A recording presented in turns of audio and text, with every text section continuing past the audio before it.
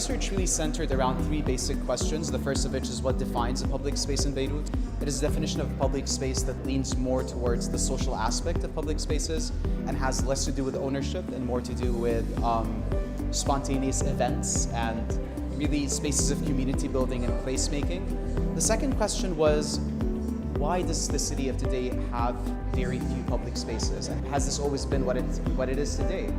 And the third and most important question, in my opinion, for this sort of framework is how can the denizens of Beirut do something about this? How can they work together to activate, document, and create public spaces in the city?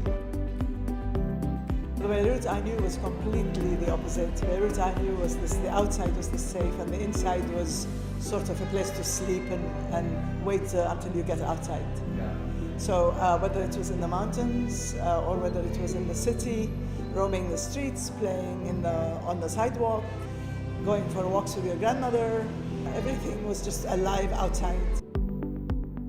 A public space, in the most simple terms, it's a shared space. It's an inclusive space for everyone to use in the city. It's defined by freedom of activities and freedom of appropriation. Beirut has very little public space. One true public space in Beirut, which is the most famous one, is the Corniche, because there is no restrictions. You have really a variety of people that use it, different activities.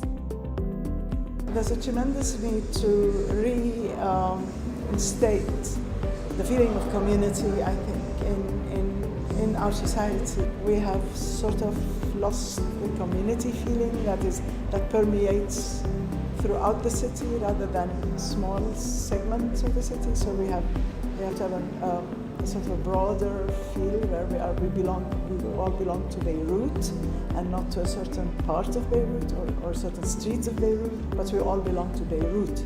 And that this project is very, very important because it redefines community for us.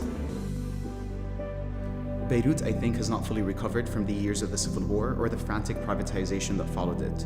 So this is an issue that can bring together planners, NGOs, activists, and denizens in order to change the status quo and create a more healthy, livable city for all.